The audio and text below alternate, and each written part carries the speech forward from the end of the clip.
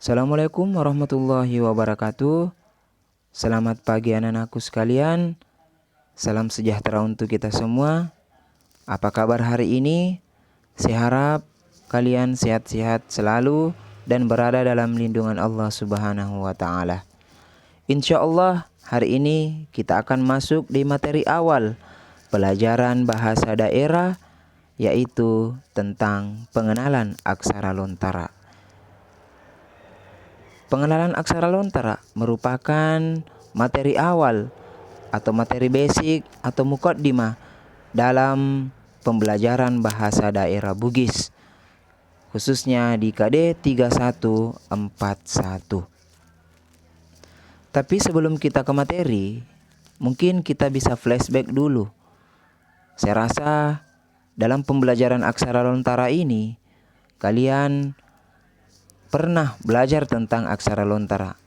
Kalian sudah tidak asing lagi dengan pelajaran tersebut. Karena ketika kalian berada di SD, sekolah dasar, kalau tidak salah itu kelas 3, kalian belajar tentang aksara lontara. Dan kalau tidak salah SMP juga ada beberapa SMP yang mengajarkan tentang bahasa daerah Bugis. Nah, sekarang pertanyaan, mengapa di sekolah menengah atas lagi-lagi dan lagi kita belajar tentang aksara lontara? Jawabannya adalah karena provinsi atau khususnya pemerintah kita ingin menumbuhkan kembali budaya bahasa daerah yang selama ini hilang di telan bumi. Oke, tanpa berpanjang lebar kita akan masuk ke materi. Sebelumnya kita akan melihat dulu konten yang akan kita bahas. Yang pertama adalah pengenalan aksara. Kemudian yang kedua adalah tanda baca aksara. Yang terakhir adalah penggunaan aksara. Sekarang kita masuk di bagian awal, part 1. Pengenalan aksara. Silahkan disimak pengenalan aksara. Saya pikir kata-kata ini tidak asing lagi kepada kalian. Kita lihat. Silahkan diperhatikan. Kita lihat. Ini ada K, ada Ga, Nga, Ka, Pa, Ba, Mam, Pa, Ta, Da, Nan, Ra. Jadi huruf pendra ini ya hampir sama dengan huruf Ga.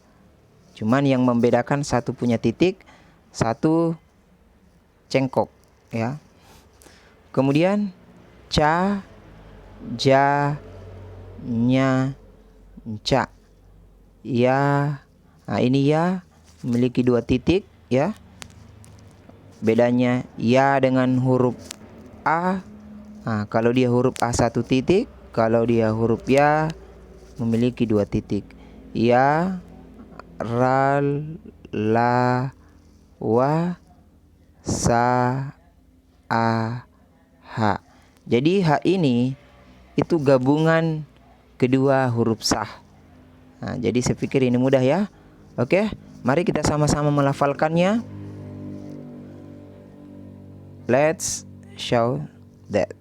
Ka, Ga, Nga, Ka, Pa, Ba, Mam, Pa, Ta, Da, Nan, Ra, Ca, Ja, Nyan, Ca, Ya, ral, la, wa, sa, a, ha. Oke, jadi saya pikir tidak ada masalah tentang penyebutan huruf ini. Saya pikir kalian jauh lebih hebat, jauh lebih memahami tentang aksara lontara tersebut. Dan yang penting kalian mesti menghafalkan aksara ini, karena kadang di pembuatan kalimat itu kadang masih ada kesalahan-kesalahan dalam penulisan. Biasanya huruf ta dengan huruf ma. Nah, kadang temanmu bingung tentang yang mana ta, yang mana ma. Nah, kemudian huruf ya dan huruf a. Jadi seperti itu. Oke, kita lanjut ke selanjutnya. Next. Oke, sekarang kita masuk di bagian kedua. Tentang tanda baca aksara. Ya, tanda baca aksara. Nah, dalam tanda baca aksara, kita bisa memperhatikan tanda-tanda baca aksara. Kalau dia huruf A, saya rasa huruf A ini ada di dalam aksara lontara ya. Jadi semua paham tentang huruf A. Kemudian tanda baca yang kedua adalah huruf I. Kalau huruf I itu sisa menambahkan titik di atas ya. Sisa menambahkan titik di bagian atas. Kalau dia huruf U, sisa menambahkan titik di bagian bawah. Nah, kemudian E. Nah, huruf E ini dengan huruf E ini kadang kalian membingungkan. Kadang membuat siswa menjadi bingung. Kalau dia huruf E, tanda cangkulnya ini dia di sebelah kiri kalian. Kalau hurufnya itu dia di sebelah kanan. Kalau dia huruf E itu di bagian atas.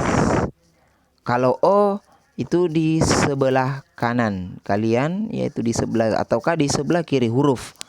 Nah, namun yang menjadi rumit ya dalam pembuatan kalimat itu antara E dan E. Yang perlu kalian ketahui bahwasanya E itu di bagian atas cangkulnya. Kalau dia E itu bagian samping kiri kalian cangkulnya. Nah, kemudian dalam pembuatan kalimat juga antara E dan E itu sangat berbeda. Kalau dia huruf E ya, saya kasih contoh huruf E itu misalkan contohnya engkah, kata engkah. Nah, itu kalian menggunakan cangkul ke atas, huruf A kemudian cangkul ke atas. Nah, eso. Nah, eso. Nah, kata E. Nah, E-nya itu eso. Weni. Nah, weni itu juga cangkulnya ke atas karena huruf E. Kalau dia huruf E, kita bisa lihat kata melo. Nah, kata ingin. Melo. Nah, kalau dia melo, huruf E-nya itu tanda ini. Melo. Melo. Huruf E-nya ini dia menggunakan tanda seperti ini. Kalau engka,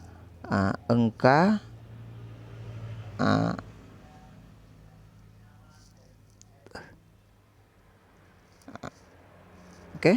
Kalau dia kata engka,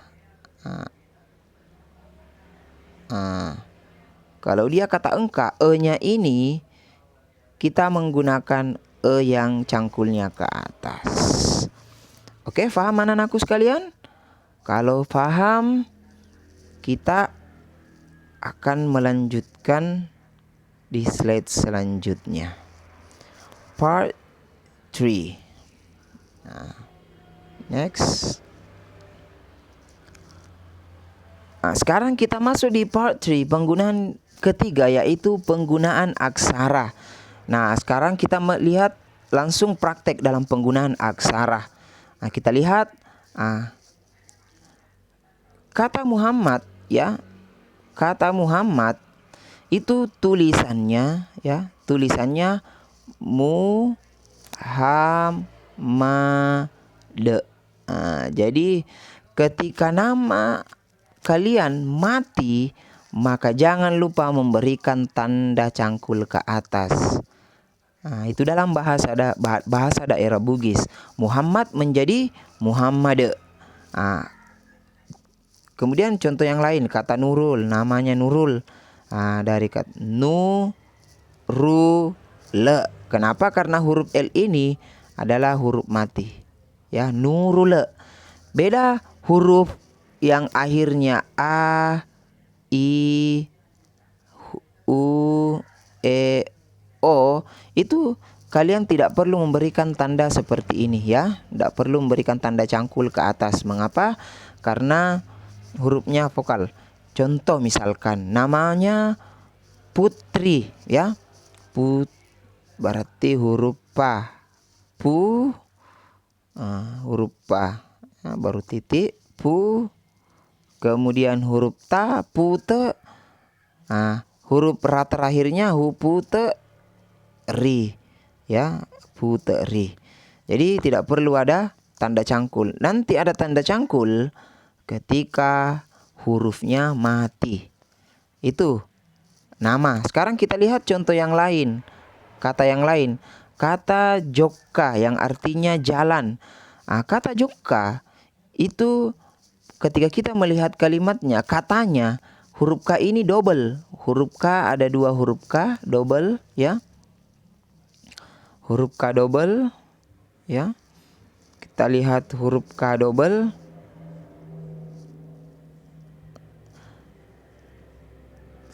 Nah, huruf K double berarti pada saat penulisan lontaranya kita cukup menulis huruf Jo dengan huruf K. Mengapa dalam bahasa daerah Bugis dua kata atau dua huruf yang bersamaan kita cukup menuliskannya satu. Joka menjadi joka. Joka. Ketika kita baca ini bacaannya joka, tapi pada saat pengaplikasian bacaannya ketika kita membaca dalam bahasa daerah itu bacaannya tetap joka. Karena dua kata yang sama itu kita gabungkan menjadi satu. Faham anak-anakku sekalian? Contoh lain kata malemah. Lembek, malemah. Dalam kata malemah itu kan 2M. Malemah. Jadi pada saat pengaplikasian penulisan bahasa daerah Bugisnya, Latinnya itu cukup satu huruf ma saja. Ma. Ya, kita lihat contoh. Ma, huruf la, ma, lem, ma. Satu saja ma-nya. Malemah.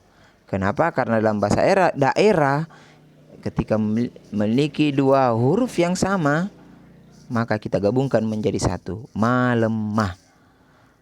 Oke, paham anak-anakku sekalian? Saya pikir ini hal yang mudah untuk difahami. Oke. Kalau mudah untuk difahami, mungkin sampai di sini dulu untuk hari ini. Insya Allah kita lanjut ke materi selanjutnya. Mudah-mudahan materi kita ini bermanfaat dan membawa berkah. Tetap berada di rumah. Jangan lupa menggunakan masker ketika kalian hendak keluar rumah. Cuci tangan, cuci kaki, dan jangan lupa berdoa. See you next time anak-anakku. Sehat selalu. Wassalamualaikum warahmatullahi wabarakatuh.